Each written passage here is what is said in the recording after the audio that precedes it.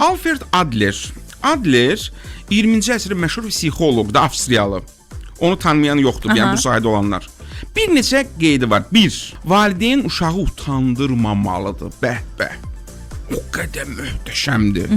Valideyn uşağı nə qonaqların yanında, başqalarının yanında, nə də lap ikisi deyə heç kim yoxdur otaqda. Onda da utandırmamalıdır. Bəli, şəxsiyyətini alçatmamalıdır. Bu bir. İkinci, valideyn uşağı başqaları ilə müqayisə etməməlidir. Bir mənalı olaraq. 100% bununla, yəni bilirsiniz necə nöqtə atışıdır bu. Bəli. Müqayisə etməməlidir. Bu uşağa pis təsir edir, onun şəxsiyyətini alçaldır. Sən uşağını müqayisə edirsən, nə bilim, bacın uşağı ilə, qardaşın uşağı ilə, nə bilim, sinif yoldaşı ilə, qonşunun uşağı ilə olmaz. Hətta o gün çıxışlarımda demişəm, valideyn uşağını özü ilə də müqayisə etməməlidir. Mən sənin vaxtında belə edirdim, elə edirdim. Xeyr əzizim, sənin vaxtın fərqlidir, o uşağın vaxtı fərqlidir. Fərqli məkanlar, fərqli zamanlar, fərqli xarakterlər. Bəli. Uşağı özü ilə də müqayisə etmə. 2. 3. Alfred Adler'in fikirləridir bu. 3. Valideyn uşağını təşviq etməlidir. Təşviq. Təşviq nə deməkdir? Təəssüflər olsun ki, bəzi valideynlərimizdə tənqid daha tez canlanır. Tənqid.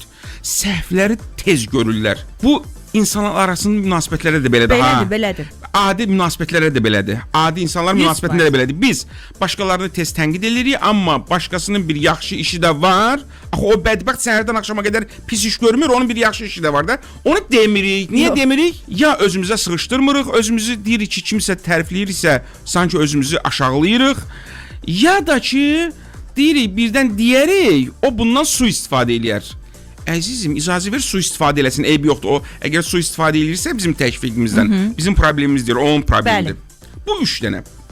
İndi və dördüncü, valideyn, Alfred Adler deyir, valideyn uşağının bacarığına inanır və yaxud inandığını göstərir. Valideyn uşağın bacarığına ya inanır, həqiqətən inanmırsa da imitasiya eləyir. Bəli. Bunu mən əlavə edirəm, Adlerdə yoxdur. Bildim. İmitasiya eləyir ki, mən sənə inanıram. Bu inanmaq, mən sənə inanıram, bunun tərbiyəvi xüsusiyyəti var. Bəli.